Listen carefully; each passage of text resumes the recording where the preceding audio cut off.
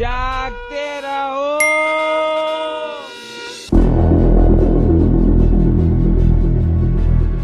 अरे अजय भाई, आज तो खुशी का दिन है। आज तो मैरिज एनिवर्सरी है ना तुम्हारी। आज तो तुम पार्टी दोगे भाई। अरे यार, क्या खुशी क्या पार्टी। यहाँ तो मेरे पैसे से किसी और ने ही पार्टी बना ली है। क्या मतलब? ये देखो। अरे यार अजय भाई, ये तो क्रेडिट कार्ड का मैसेज है, इसमें दिक्कत क्या है? अरे यार ठीक से पढ़ो, ये ट्रांजैक्शन मैंने नहीं किया, लेकिन ये ट्रांजैक्शन मेरे कार्ड से ही हुआ है, वो भी कनाडा में। अच्छा, ओ तभी कह रहे हो कि ये पार्टी किसी और ने मना ली। हाँ। ગૌરવ પાસે એક્સિસ બેંકનું ક્રેડિટ કાર્ડ હતું। જો તમારી પાસે પણ એક્સિસ બેંકનું ક્રેડિટ કાર્ડ છે તો આ માહિતી તમારા માટે ખૂબ જ જરૂરી છે, કારણ કે ગૌરવ એકલો જ નથી કે જેની સાથે છેતરપિંડી થઈ છે। એક્સિસ બેંકના ઘણા ક્રેડિટ કાર્ડ યુઝર્સ સાથે આવી છેતરપિંડી થઈ છે। તેમાંથી ઘણા લોકોએ સોશિયલ મીડિયા પર આ છેતરપિંડીની ફરિયાદ પણ કરી છે। ક્રેડિટ કાર્ડ યુઝર્સનું કહેવું છે કે તેઓએ કોઈ પણ પ્રકારનું ટ્રાન્ઝેક્શન ન કર્યું હોવા છતાં તેમને આવા ઘણા OTP મળી રહ્યા છે। ઘણા ગ્રાહકો સાથે ગૌરવ જેવી ઘટના બની છે। તેમના કાર્ડમાંથી અનઓથોરાઇઝ ઇન્ટરનેશનલ ટ્રાન્ઝેક્શન કરવામાં આવ્યા। બેંક અને ક્રેડિટ કાર્ડને તો આપણે સેફ માનીએ છીએ અને તેના પર ભરોસો પણ કરીએ છીએ, તો આ ફ્રોડ કેવી રીતે થઈ રહ્યા છે? જો આ એક બેંકના ક્રેડિટ કાર્ડ સાથે આવું થઈ રહ્યું છે તો આવતીકાલે અન્ય બેંકના કાર્ડની સાથે પણ આ થઈ શકે છે।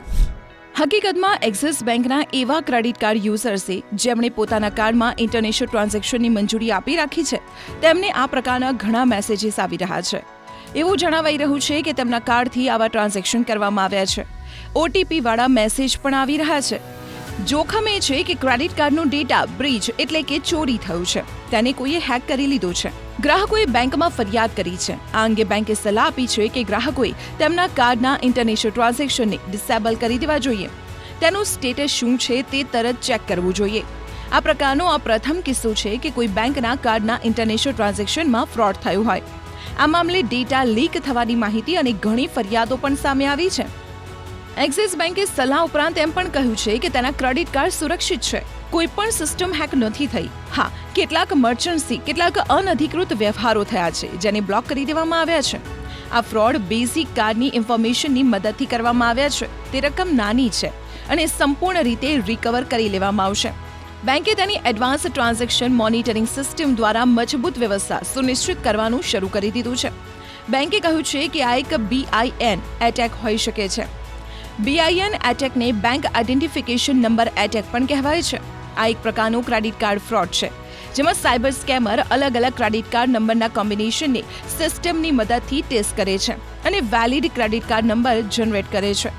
BIN કોઈ ક્રેડિટ અથવા ડેબિટ કાર્ડ પર નોંધાયેલ પ્રથમ 6 નંબર હોય છે અને તેના દ્વારા એ જાણી શકાય છે કે કાર્ડ ઇસ્યુ કરનારી બેંક અથવા નાણાકીય સંસ્થા કોણ છે। અહીં એક મહત્વનો પ્રશ્ન ઊભો થાય છે કે ડેટા લીક કેવી રીતે થઈ રહ્યું છે?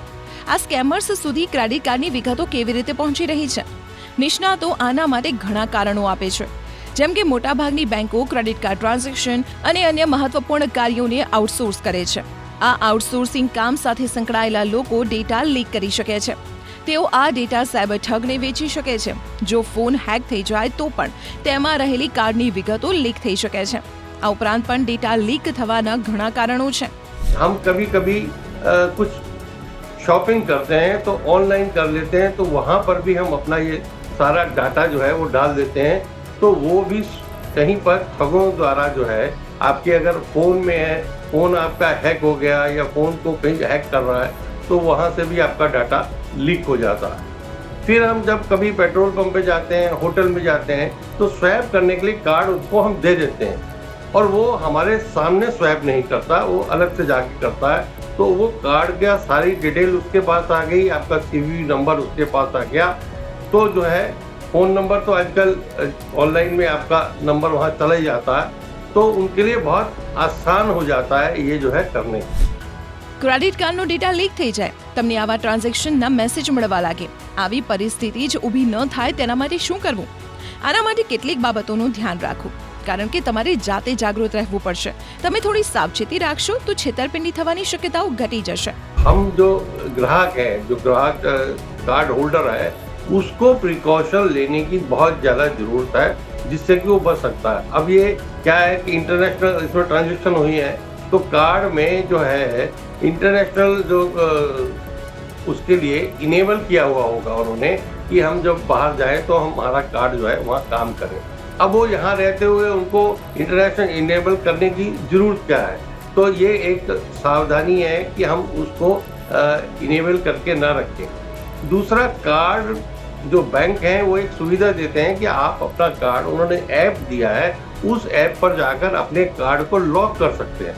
तो आपका अगर कार्ड लॉक है तो कोई भी उसमें ट्रांजेक्शन उसके द्वारा नहीं कर सकता।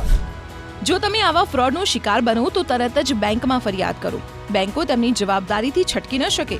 બેંકનો અર્થ વિશ્વાસ થાય છે. આ વિશ્વાસ પર ખરા ઉતરવાની જવાબદારી બેંકની છે. ડેટા લીક થવો અને આ પ્રકારના ટ્રાન્ઝેક્શન થવાથી બેંકની વિશ્વસનીયતા પર પ્રશ્નાર્થ ચિહ્ન ઊભા થાય છે.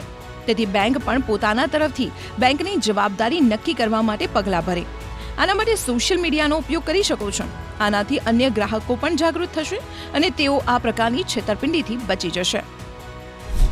અંતે અમે એમ કહીશું કે ક્રેડિટ કાર્ડનો ઉપયોગ કરતી વખતે તમારે ખૂબ જ સાવધાની રાખવી જોઈએ.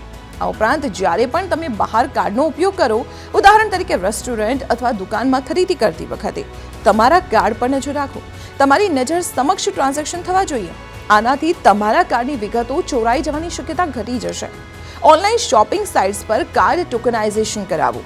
આનાથી કાર્ડના માત્ર છેલ્લા 4 અંક જ દેખાશે. તો એવા દરેક ઉપાય કરો જેનાથી તમારું ક્રેડિટ કાર્ડ સેફ રહે. જાગતા રહો અને આવા ઠગોથી બચતા રહો.